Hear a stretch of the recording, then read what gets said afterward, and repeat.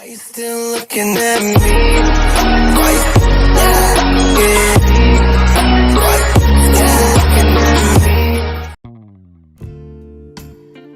me? For today's video, I'm going to talk you through how to apply foundation.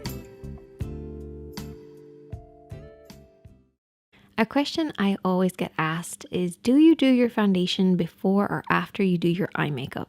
It is kind of personal preference, but I find if you're doing a smoky eye, applying glitter, doing a dramatic look, or if you're a beginner, I would recommend doing the eyes first, just in case you have any fallout and then you don't mess up your foundation. So I did my eyes first this time because I was applying glitter, and now I can refresh the skin and create a perfect base. So to refresh the skin, I take some rose toner, and I just apply that on a cotton pad and glide this over the skin. So this will cleanse the skin, remove any fallout, while also soothing the skin. And because rose water has anti-inflammatory properties in it, it also means we're going to calm the skin down, making sure that it's prepped and ready for the rest of our makeup. And then we're going to apply moisturizer. And moisturizer isn't just about hydrating the skin. It also helps makeup to last longer because it gives the makeup something to hold on to. So it's a very important part of your makeup routine. As this was an evening look, I didn't apply SPF, but if you are going to be out in the daytime, I would recommend using an SPF moisturizer. Now let's talk a little bit about the skin. So I have a problem area in my T-zone, which is the area across the forehead and down the face. So the top part of my T-zone is very shiny, and then working through the center, I have larger pores. So down the nose and on either side, I tend to have pores, and that's where my primer comes in because this is going to help work with these two problem areas. So this primer actually has oil absorbing properties, so it's going to help with that shine. It's going to create an even texture and smooth the skin, and also give the makeup something to hold on to so it's going to last longer. So your primer is like a helping hand to your moisturizer. So if you have any problem areas, use your primer to help combat any issues. So now the skin is prepped and ready to go. The main areas that I like to add coverage is underneath the eyes and also alongside the nose because hormonally that can be quite red for women.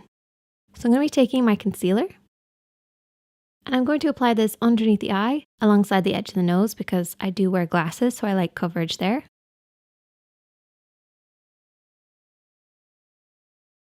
I also bring it around the nose because this area can be quite thin. You might find that you have some discoloration there, particularly for women. And then I also apply a little bit on any blemishes that I have. So this concealer is a neutralizing, brightening concealer. So it applies the coverage that you want while also brightening up the skin. And this is the main areas that I want coverage. Any blemishes, around the nose, around the mouth, and underneath the eyes. But you want to make sure you're customizing this to apply the concealer wherever you need it.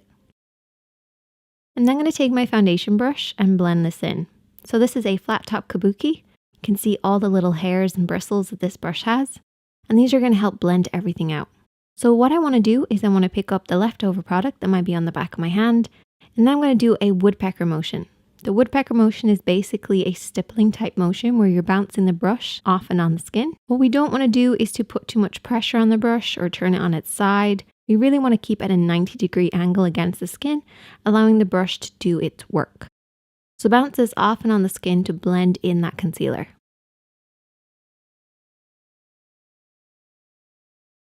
And then you can use whatever's left over from the brush on any other areas where you want a little extra coverage.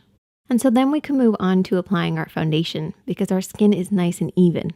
When picking our foundation, we should always make sure to consider the tone, the shade, the texture, and also the finish that we require. So I'm going to be using an illuminating foundation because my skin is quite dry. What I do is I pump a little bit on the back of my hand. And I always usually test this on the side of my neck to make sure it blends because that's where I want to match. I want my face, my neck, and my chest to all match. And then I use that foundation all over the face, just applying it with my fingertips to get it on the main areas.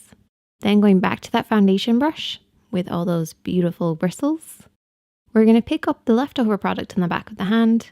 We never want to pump the foundation into the brush as this can kind of clog and damage the brush. Using that same woodpecker motion, working across the face.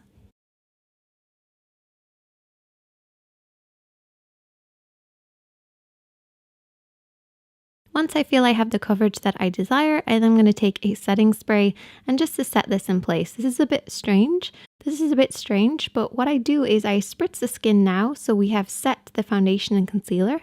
That's going to make sure that it's budge proof, it gives it a skin-like finish, and it's also going to help it last longer. I do all of this before I apply any powders to the skin. That way our powders are going on a perfect base. So for powder, I either use a translucent powder or I use a tinted one. This is the L'Oreal True Match Foundation. So it is tinted, it's going to give me extra coverage, but it's also going to set the makeup in place. And I'm going to be using a powder brush to press this into the skin. So what a powder does is it sets the foundation. This means that you have more control over the finish. So if you want to, you can use an illuminating foundation and then set it in place with a powder. That gives you more control over the finish. It also helps with any shine control that you might have. And because this is a tinted powder, it also gives you more coverage and helps the foundation last longer as well. You never want to do too much swirling. You want to really press the product in to start with. This is just going to make sure that foundation doesn't move around. Though we have applied a setting spray, so that will seal everything in and just allow your powders to go on so much better.